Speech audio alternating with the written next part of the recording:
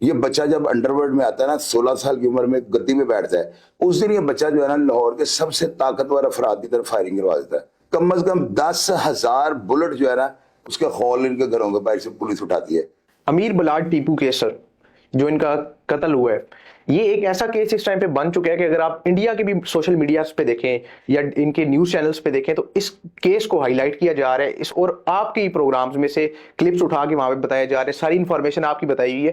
تو آپ بتائیں گے سر یہ کیس کیسے سٹارٹ ہوا, یہ ٹیپو ٹرکاں والا یہ کون تھے؟ پتہ ہے کیا, یہ نا لوگوں نے یوٹیوب پہ آپ نے دیکھا ہوگا, آپ اسلام آباد سے ہیں, جی جی آپ وہاں پہ کام کر رہے ہیں. لاہور کا جو کلچر ہے بڑا ڈیفرنٹ ہے. وہ جہاں پہ رہتے ہیں نا وہ اندرون شہر نہیں ہے, لیکن کہلائیں گے وہ اندرون شہر کے. رائٹ. چونکہ جو گیٹ ہے نا 12 دروازے لاہور وہی ہے, یہ اس 12 گیٹوں سے تھوڑے باہر ہے, یعنی فٹوں کے حساب سے یہ گیٹ سے باہر ہے. شالمی کا علاقہ جہاں پہ یہ رہتے ہیں, اس خاندان کے جو ہے نا ان کے نمک میں کوئی ایسی چیز تھی کہ ان کا جو پردادا تھا نا نتھو پہلوان, وہ بھی اپنے نوکر ملازم کے ہاتھوں گن مین کے ہاتھوں قتل ہوا ہے. اس کے بعد ان کا والد جو بلا ٹرکاں والا تھا, پاکستان کی ہسٹری کا سب سے خطرناک گینگ ٹاپ 10 جو پہلا پاکستان میں چھپا تھا, حنیفہ, مناظر شاہ ویدیاں, لبا موٹیالہ مرادی, اس کے علاوہ اور 10 کلر, ہمایوں گجر, ہمپولا سنیالا, یہ سب بھی گینگ کا کارکن تھے. ان لوگوں نے جو ہے نا پہلے یہ گن مین تھے بابا اور حنیفہ لاہور میں نا بلا ٹرکاں والے کے پاس. رائٹ. جب یہ اپنے مالک کو اس کے ٹکڑوں پہ پلتے تھے, انہوں نے جب اس کو آنکھیں دکھانی شروع کیا بلا کس حساب سے, یہ باہر سے اس کے کرائے اکٹھے کر کے لاتے تھے, تو یہ سمجھتے تھے ہم باہر سے جگہ ٹیکسی اکٹھا کر کے لائے ہیں.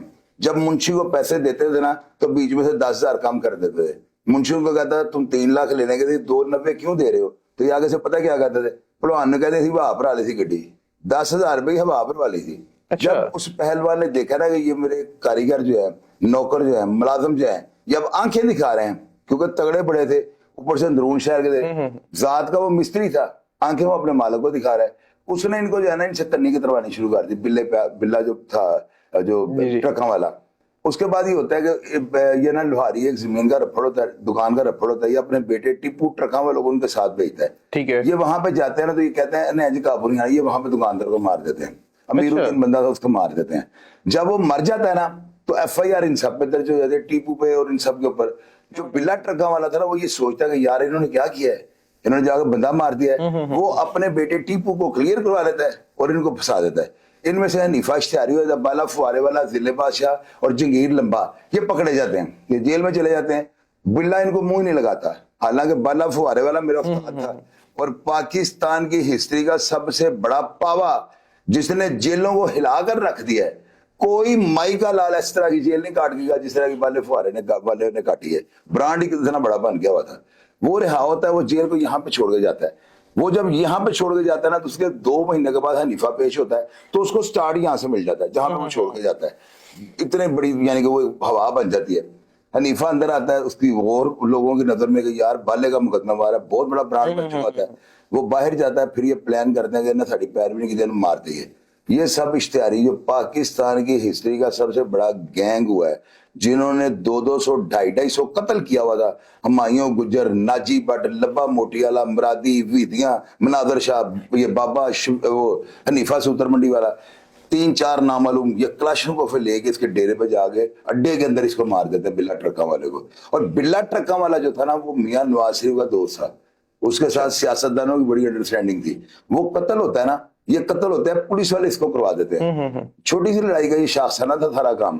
وہ لڑائی ختم ہو جاتی ہے, اڈے پہ جا کے لوگ, یہ تیفی پارٹی جن کے ساتھ ان کی دشمنی ہے, اڈے پہ جاتا ہے, صلح ہو جاتی ہے. پولیس والے یہ دیکھتے ہیں کہ یہ دکان تو بند ہو جائے گی, لڑائی ہو گئی, صلح ہو گئی. پولیس والے جا کے بلے پڑھان کے یہ کہتے ہیں تو انہوں معاف کیتا نا تے راہ بن جانے, کل تیرے ہور بھی نوکر تینوں لگن گے, پروان تیرے دن دے ٹائم بتیاں تیریاں بجھا دیں گے, تیرے تارے بہا دیں گے. اور بلا پہلوان جو تھا نا وہ دیسی محنت کا پہلوان تھا, دیسی محنت کرنے والا. باڈی بلڈر کی سوچ ہو رہی, پینٹ پہنے گا, سگریٹ پیے, اس جو دیسی محنت کرنے والے پہلوان ہیں جو کھاڑے گوڑتے ہیں وہ درویش ہوتے ہیں, وہ سخت نہیں ہوتے. بلے پہلوان نے پولیس والوں کو یہ کہہ دیا ٹھیک ہے تسی ویٹ لو. ان بندوں نے جو اس کے ملازم تھے, انہوں کی پہلی جو لڑائی تھی نا اس کے بدلے میں نا حنیفہ اور جو یہ جہاں سے دشمنی سٹارٹ ہوئی ہے, صلح کے بعد پولیس والوں نے ان کی عورتوں کو اٹھا لیا اور سی اے کوتوالی اور لوہاری کے اندر لے جا کے نا عورتوں کو ننگا کر کے انہوں نے چترول کی عورتوں کی. اس چترول کے بعد جو ہے نا انہوں نے قسم کھاری کہ ہم بلے کو نہیں چھوڑیں گے.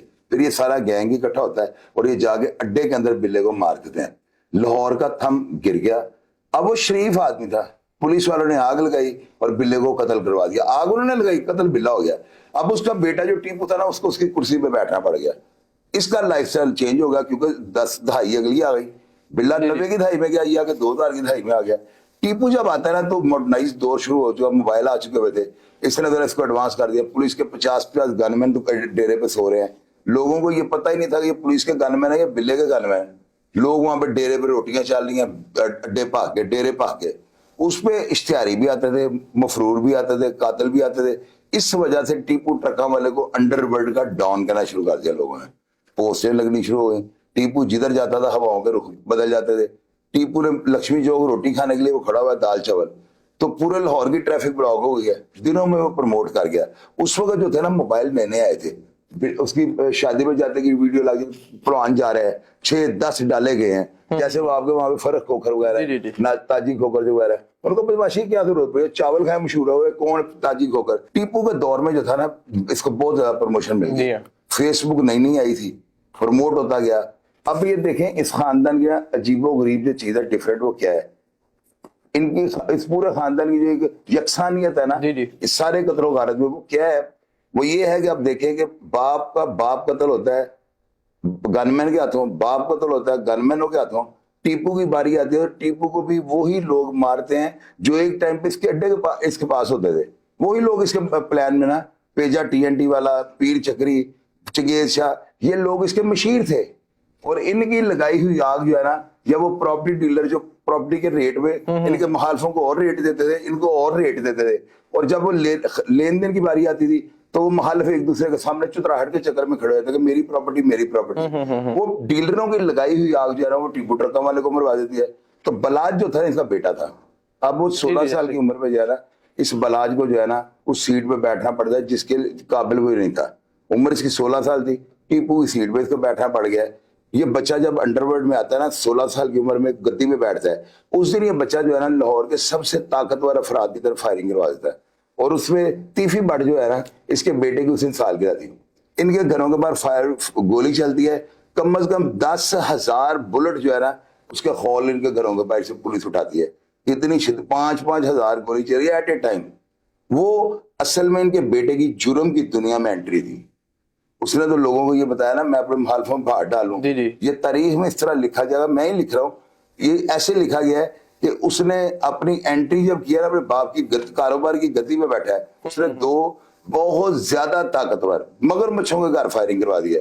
और उसके बाद टीफी बट ने इसको कहीं फोन किया है, तो उसने फोन करके क्या भतीजिया की कराई, तो इसने आगे से कहा बलाज ने, लोगों ने इस बात की कंफर्मेशन दिया मुझे। इसने कहा था दादा का, बाप का, पोते का, सबका जो मैं हिसाब लूंगा और मैं किसी को नहीं छोड़ूंगा, तेरा सारी नस्ल खत्म कर दूंगा।